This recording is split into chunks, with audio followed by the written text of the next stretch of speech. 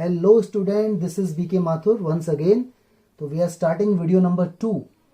देखो गाइज, इसके अंदर हम पढ़ने वाले हैं टाइप्स ऑफ सेट्स कि जो सेट होते हैं उसकी कितनी टाइप्स होती हैं.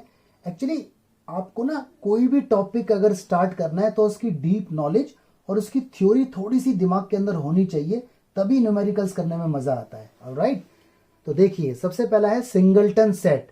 बेटा जैसे नाम से आपको दिख रहा है सिंगलटन, तो ऐसा सेट जिसके अंदर केवल एक ही एलिमेंट हो. ठीक है, एग्जाम्पल अगर मैं आपसे बोलूं हमारी कंट्री का नाम बताओ तो आप बोलोगे इंडिया. ठीक है, तो ये अपने आप में एक एलिमेंट है. ओके, मैं आपसे अगर बोलूं इंग्लिश अल्फाबेट का पहला लेटर बताओ, आप बोलोगे ए. तो ये सिंगलटन सेट के एग्जाम्पल है. यानी जब सेट में एक से ज्यादा एलिमेंट रखा ही नहीं जाएगा तो that particular set will be known as singleton set. Alright, आगे देखते हैं. अगला है null set, zero set, empty set, void set. सबका मतलब एक है. लिखी मैंने चार बातें बट चारों का मतलब एक है. And this is represented by phi. Yes, PHI phi. Zero बनाओ और इसका पेट कट कर दो स्ट्रेट, तो उसको बोलते हैं फाई, PHI फाई. ओके, तो ये नल सेट को रिप्रेजेंट करने के काम आता है. अब देखिए मैंने आपके सामने चार एग्जाम्पल लिखे हैं और आप बताओ कौन कौन नल सेट है. नल सेट वो होता है जो डिफाइन ही नहीं है, मतलब जो प्रैक्टिकली इस दुनिया में पॉसिबल है ही नहीं, उसे नल सेट कहा जाता है. Example, any month having 32 days, null set. This is null set. Why? अरे कोई मंथ है ही नहीं जिसमें 32 डेज होते हो. मैक्सिमम डेज 31 होते हैं और मिनिमम 28 होते हैं. ऑलराइट, तो this is example of null set. Yes, it is null set. एक और देखते हैं. X such that x belongs to R, मतलब कोई रियल नंबर है एक्स. ओके, कंडीशन ये रही कि एक्स की वैल्यू 4 से तो छोटी है और 5 से बड़ी है. लो भाई, मन में सोचो जरा कोई वैल्यू जो 4 से छोटी हो और 5 से बड़ी भी हो, तो दोनों बातें एक साथ तो एग्जिस्ट नहीं करेंगी. तो this is also impossible. So it is example of null set. Yes, it is null set. आगे देखो, इवन प्राइम नंबर, यानी नंबर इवन भी हो और प्राइम भी हो. पॉसिबल है? बोलो. है. मुझे पता है आप में से कई बच्चों ने बोला होगा नहीं है. Two is even number as well as prime number. तो this is not null set क्योंकि ये एग्जिस्ट करता है. ऑलराइट, एक और देखो, any odd number divisible by 2. अरे कोई नंबर ऑड भी हो और 2 से डिविजिबल भी हो, ऐसा तो पॉसिबल नहीं है क्योंकि ऑड नंबर 2 से परफेक्टली डिवाइड नहीं होते, डेसिमल में आते हैं. तो इसलिए कोई भी ऑड नंबर 2 से डिविजिबल नहीं होगा, एग्जिस्ट ही नहीं करता. तो ये भी नल सेट है. ओके, तो ये दो सेट आपने देखे. और देखते हैं गाइस जी, नेक्स्ट आता है आपके सामने दो हैं. एक है आपका फाइनाइट सेट और एक है आपका इनफाइनाइट सेट. दोनों को मैंने साथ में लिखा है. तो देखो नाम से ही पता लग रहा है, फाइनाइट मतलब लिमिटेड, काउंटेबल, और इनफाइनाइट मतलब अनलिमिटेड, अनकाउंटेबल, है ना. इनफाइनाइट जो काउंट नहीं किया जा सकता. तो कुछ एग्जाम्पल के थ्रू मैं आपको बताना चाहता हूं.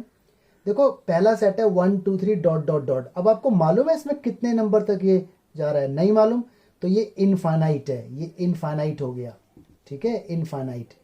आगे देखते हैं गाइस, 1 2 3 डॉट डॉट डॉट 100. यहां देखो काउंटेबल एलिमेंट्स हैं, 100 तक है, तो ये आपका फाइनाइट हो गया. ठीक है, फाइनाइट लिखा है मैंने. एफ का मतलब फाइनाइट, मैं लिखूंगा आई माने इनफाइनाइट और एफ माने फाइनाइट. ठीक है, कभी आप फॉल्स समझें इसका मतलब. स्टार्स इन यूनिवर्स, भाई अनकाउंटेबल है, पता नहीं कितने हैं. अभी तो कितने सारे डिस्कवर हो चुके हैं और कितने डिस्कवर होने बाकी हैं, तो ये भी इनफाइनाइट है. इंग्लिश अल्फाबेट्स, ये तो फाइनाइट है, 26 सबको पता है. ट्राइंगल्स इन प्लेन, प्लेन का मतलब कोई भी सरफेस, तो एक सरफेस पे कितने ट्राइंगल्स बन सकते हैं? इनफाइनाइट, कितने मर्जी बना लो. पॉपुलेशन ऑफ इंडिया, देखो अगर आप सोचो कि भाई पॉपुलेशन ऑफ इंडिया एग्जैक्ट तो नहीं है, एक दो बंदे तो रह ही जाते होंगे, तो ऐसा तो है, मान सकते हैं, लेकिन साइंटिफिकली ये फाइनाइट सेट है क्योंकि हमारी पॉपुलेशन ऑफ इंडिया काउंटेड है, क्योंकि हमारा सेंसस होता है, समझते हो ना, सेंसस जो काउंट होता है सब कुछ. तो population of India is finite set. चलिए आगे देखते हैं गाइस. बेटा नेक्स्ट आता है इक्वल सेट. तो देखते हैं कौन कौन से सेट इक्वल होते हैं. तो इक्वल का मतलब तो वही है जब हर तरीके से इक्वल हो, ए इज इक्वल टू बी. तो देखो इस बात को समझने के लिए दो एग्जाम्पल मैंने आपके सामने लिए हुए हैं.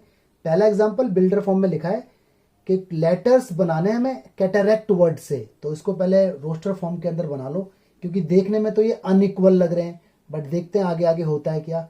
तो लो जी, पहले सी आ गया, ए आ गया, टी आ गया, ए आ चुका है, आर आ गया, ए आ चुका है, सी आ चुका है और टी भी आ चुका है। बस हो गया ये। आगे देखो बी, बी बनाओ किससे, ट्रैक्ट से। टी है, आर है, ए है, सी है, टी हो चुका। तो देखो C A T R, C A T R, आगे पीछे नो प्रॉब्लम। इसके अंदर भी 4, इसके अंदर भी 4, जो इसके अंदर वो इसके अंदर, जो इसके अंदर वो इसके अंदर। Yes, A and B are equal. ठीक है, तो हर तरीके से इक्वल होने चाहिए, मेंबर्स भी, क्वांटिटी में भी और फेस वैल्यू में भी। फेस मतलब शक्ल उनकी सेम होनी चाहिए। चलो जी, एक और देखते हैं। ये तो दिया ही हुआ है, ठीक है, इसको भी कर लो। इसने कहा इंटीजर है, कोई दिक्कत नहीं। और ये is equal to 0, complete question actual में ये है। तो इसको साइड में ले लेते हैं, खोपचे में, और इसके कर दो मिडिल टर्म स्प्लिट। तो x+2 और x+3 इसके मिडिल टर्म स्प्लिट हो गए गाइस। x की वैल्यू -2 और -3 हो गई, यानी हमारा सेट -2 और -3 बन के आया b आफ्टर सॉल्विंग। a ऐसा है, b ऐसा है, इसमें भी 2 मेंबर, इसमें भी 2 मेंबर, लेकिन शक्ल तो अलग है। ये +2 है और ये -2 है, मतलब जो यहां पर है वो यहां पर नहीं है। तो इसका मतलब a is not equal to b। तो आई थिंक अब आपको इक्वल समझ में आया होगा। चलिए एक और जी, तो कुछ लास्ट टाइप्स और हैं। देखो पहले एक बात जान लीजिए, कार्डिनल नंबर क्या होता है, व्हाट इज कार्डिनल नंबर, और इसको हम कार्डिनैलिटी भी बोल देते हैं। कार्डिनल नंबर या फिर कार्डिनैलिटी, है ना। इस वर्ड को पढ़ के ऐसा लगता है जैसे बायोलॉजी पढ़ रहे हैं और बहुत हाई फाई वर्ड आ गया है, बट बहुत ईजी है। कार्डिनल नंबर का मतलब है बेटा सेट में कितने मेंबर हैं। तो देखो इसके अंदर 2 मेंबर हैं, तो इसको ऐसे दिखाते हैं, n is equal to 2। n का मतलब number of a is equal to 2 है, तो this is cardinal number of this set. तो बहुत इजी है ना, नाम लेकिन बड़ा डेंजरस है। इसमें देखो कार्डिनल नंबर ऑफ b क्या है, व्हाट, 5, कुछ है ही नहीं, 0 भी नहीं बोलना, क्योंकि ये नल सेट है। अब बोलोगे सर नल सेट को तो 5 से दिखाते हैं। नल सेट को करली ब्रेसेस में कुछ ना लिखो तो भी वो नल सेट है, या 5 लिखो तो भी वो नल सेट है। तो इसमें कुछ है ही नहीं, एग्जिस्ट ही नहीं करता, तो इसकी कार्डिनैलिटी 5 होगी। 5 मतलब अनडिफाइंड। ऑलराइट, नेक्स्ट इसकी कार्डिनैलिटी बताओ भाई, n है, n नंबर से हमें नहीं मालूम कितने, तो लास्ट में n लिखा है, तो इसे बोलते हैं कार्डिनैलिटी। तो याद रखोगे, ध्यान रखना। तो 5, तो जो नल सेट होता है उसकी कार्डिनैलिटी को 5 कहते हैं या फिर 0 बोलते हैं। तो अगर आप कार्डिनैलिटी n यूज करते हो तो आप 0 लिखना। ऑलराइट, ये पावर सेट में आगे जाके यूज होगा। चलो आगे देखते हैं। नेक्स्ट है इक्विवेलेंट सेट, ये एक्स्ट्रा है, this is not part of NCERT. Equivalent set वो होगा जहां na is equal to nb होगा, मतलब 2 सेट हैं, उनकी कार्डिनैलिटी अगर इक्वल है, उनका कार्डिनल नंबर अगर इक्वल है, तो वो इक्विवेलेंट है। ठीक है, अंदर से कोई मतलब नहीं, अंदर क्या है। एग्जाम्पल, a के अंदर 1 4 है, b के अंदर क्या है 7 9, जो यहां पर है वो यहां है ही नहीं, लेकिन इसमें भी 2 मेंबर, इसमें भी 2 मेंबर। तो इक्वल तो ये है नहीं, लेकिन इक्वलेंट है, क्योंकि na is equal to nb, दोनों में 2 मेंबर है। ठीक है, तो ध्यान रखना, नंबर ऑफ मेंबर जब इक्वल हो तो उन्हें बोलते हैं इक्वलेंट सेट। अंदर वाले इक्वल नहीं है, नो प्रॉब्लम, तो ये इक्वल नहीं है लेकिन इक्वलेंट है। अब एक स्टेटमेंट जो टीचर पूछ लेते हैं, वो बोलते हैं all equal sets are equivalent. तो ये तो बात सच है, अगर कोई सेट इक्वल है तो इक्वलेंट तो होगा ही, but vice versa is not true. लेकिन इसका उल्टा सच नहीं है कि कोई इक्वलेंट है तो इक्वल भी होगा। इसका एग्जांपल आप देख सकते हो, ये इक्वलेंट है लेकिन इक्वल नहीं है। ठीक है, और अगर इक्वल होता, यहाँ 1 4 यहाँ भी 1 4, तो इक्वलेंट तो होता।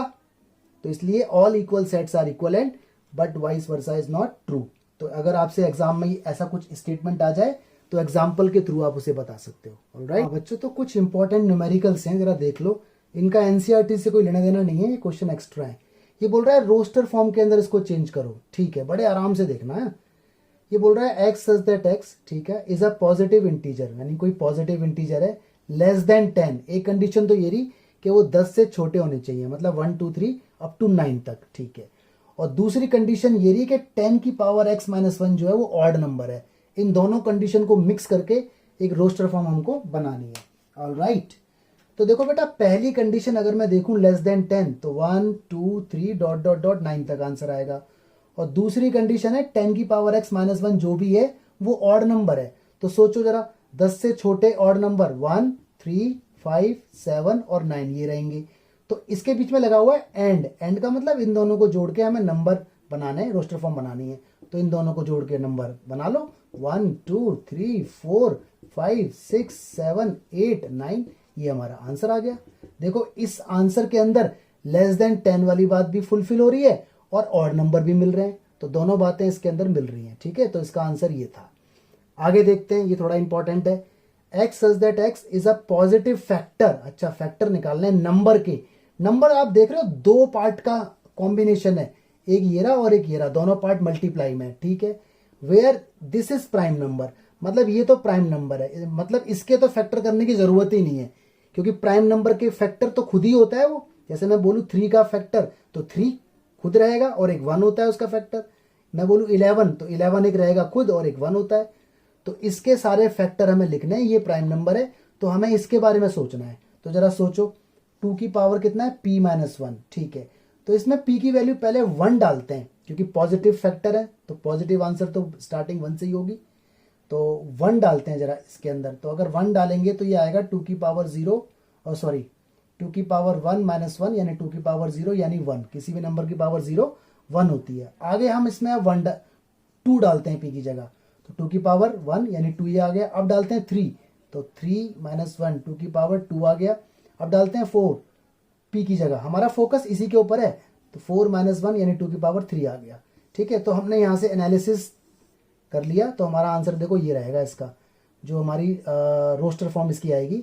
स्टार्टिंग हो रही है 1 से, तो आंसर रहेगा 1, 2, 3 डॉट डॉट डॉट एंड में 2 की पावर p-1 तक, क्योंकि देखो 4 5 6 7 8 एंड में डालते डालते तो p टर्म्स तक ही डालेंगे, क्योंकि p लास्ट टर्म में हमारा। और साथ में ये तो रहेगा ही, क्योंकि इसके तो फैक्टर खुद ही होता है, ये तो अपने आप में खुद एक वो है फैक्टर, तो ये अपने आप में एक पूरा नंबर है। तो देखो ये सारे इस पूरे नंबर के फैक्टर्स हैं। ठीक है, तो ये इसका रिजल्ट है। ना समझ में आए तो एक बार इस बात पे जरा सोचना। कोई भी चीज़ अगर वीडियो में समझ ना आया करे तो वीडियो को रोक दे करो और इस बात पे सोचा करो। ठीक है, एक और देखो, इसने कहा है इसके भी रोस्टर फॉर्म बनाओ, तो इसके मिडिल टर्म स्प्लिट। ठीक है, रफ काम में देख लेता हूँ मैं। x+8 और x-1 इसके मिडिल टर्म स्प्लिट हो गए, x की वैल्यू -8 और x की वैल्यू 1 आ गई, बस मेरा आंसर आ गया 1 और -8। तो ये मेरा आंसर है। ठीक है गाइस, तो आई थिंक आपको समझ में आ गया होगा। हाँ जी, तो कुछ क्वेश्चंस आपके सामने, और ये ब्रेन स्ट्रॉमिंग क्वेश्चंस हैं, दिमाग को थोड़ा सा सोचने पर मजबूर करेंगे। आपको ट्रू और फॉल्स लगाना है कि कौन सा ट्रू है कौन सा फॉल्स है। ये पूरा क्वेश्चन है a = b, तो ये बोल रहा है a = b है, इसने ऐसा कहा है। अब हमें बताना है कि ये सारे ट्रू है या फॉल्स है। चलिए जरा देखते हैं गाइस इसको फटाक से। तो देखो a इसमें दिया है 0 1 2 और b इसने बोला है x बिलोंग करता है रियल नंबर को। कभी कभी सच दैट ना ऐसे ही करके भी लिखा जाता है कि एक कंडीशन यहाँ सच दैट और एक कंडीशन यहाँ, ये भी सेट को लिखने का तरीका है। ठीक है, थोड़ा सा एडवांस है, तो ये भी आप धीरे धीरे जब क्वेश्चंस आपके सामने आते जाएंगे तो आप समझते चले जाएंगे। तो भाई ठीक है, इसका a का आंसर 0 1 2 और b का देखो आंसर है 0 या 0 से बड़ा, 2 या 2 से छोटा। तो बताओ ये बात सच है क्या, a = b है? जरा सोचो, ये कंडीशन दी हुई है, उसने पूछा है कि a = b है, पूछा नहीं है, इसने कहा है कि a = b है। आपको बताना है ट्रू और फॉल्स, बोलो सोचो। तो आप में से बहुत से बच्चे सोच रहे होंगे कि यस इट इज इक्वल, हाँ, बट ऐसा नहीं है, ये इक्वल नहीं है। रीजन, a में 0 1 2 है, b में x की वैल्यू 0 और 2 के बीच में और 0 2 भी हो सकती है। एक्चुअली ये रियल नंबर है, तो रियल नंबर तो डेसिमल में भी होते हैं, तो इसका आंसर तो ये भी आ सकता है 0 0.1 0.2 करते करते करते 1.8 1.9 और 2, यानी इसके आंसर बहुत सारे हो सकते हैं। और इसके आंसर 0 1 2 फिक्स्ड है, तो a is not equal to b। तो ये स्टेटमेंट जो दिया हुआ था ये a = b, ये फॉल्स है। ठीक है, तो है ना, थोड़ा दिमाग पे जोर पड़ा होगा जरूर। तो ये r का यहाँ बहुत मतलब है। नेक्स्ट आता है गाइस, ये कहता है 28 बिलोंग करता है इस सेट को। अब देखो ये लिखा है वाई सच दैट, मैंने बोला था ऐसे करके भी लिखता है कि यहाँ पर कुछ और यहाँ पर है पूरी एक कंडीशन, तो ये भी लिखने का तरीका है। अब बाकी एक्स एक्स लिखे, वाई वाई लिखे, टी टी लिखे, वो तो कुछ भी लिख सकता है। तो y such that sum of all positive factor of y is 2y, मतलब कोई भी नंबर जो यहाँ दिया हुआ है उसके फैक्टर जो है उनका सम डबल हो जाएगा उसके। तो जरा देखते हैं, हमें 28 दिया हुआ है, तो 28 के अगर हम ये सारे फैक्टर निकालें, देखो जरा 28 का फैक्टर 1 होता है, 2 होता है, 4 होता है, 7 होता है, 14 होता है, 28 होता है। अरे 28 के सारे टेबल में जो जो आते हैं, 28 1 ज़ा 28 20, ठीक है, 2 से 28 हो जाएगा डिवाइड, 4 से 28 हो जाएगा डिवाइड, 7 से हो जाएगा 14 से। तो ये सारे फैक्टर हैं, मल्टीपल हैं सारे ये। अब इनको जरा ऐड करो एक बार, ठीक है। इन सबको अगर आप ऐड करोगे 1 + 2 + 4 + 7 + 14 + 28 तो वो आएगा 56। और 56 को क्या मैं ऐसे लिख सकता हूँ 2 × 28। तो ये तो कंडीशन हो गई कि अगर मैंने इसे y बोला तो ये तो 2y आ गया। इसका मतलब ये 28 इस कंडीशन को फुलफिल कर रहा है, तो ये ट्रू है। जो स्टेटमेंट है दिस इज ट्रू। ओके, चलो और देखते हैं। ये बोल रहा है 37 डज नॉट बिलोंग इसको, x such that x has exactly 2 positive factor. अच्छा, मतलब 2 पॉजिटिव फैक्टर चाहिए, कोई बात नहीं। नंबर देखते हैं 37 के 2 फैक्टर, 37 के फैक्टर हो सकते हैं, नहीं हो सकते। लेकिन आपको मालूम है हर एक नंबर का एक फैक्टर 1 होता है और एक 37 अपना खुद का होगा फैक्टर। तो इसके तो 2 फैक्टर मिल गए, ये और ये। इसका मतलब ये यहाँ बिलोंग होना चाहिए था, बट यहाँ पे डज नॉट बिलोंग है, तो ये फॉल्स है। ठीक है, मतलब यहाँ ट्रू आना चाहिए था, मतलब यहाँ पर ये साइन आना चाहिए था, तो इसने उल्टा लगा दिया है।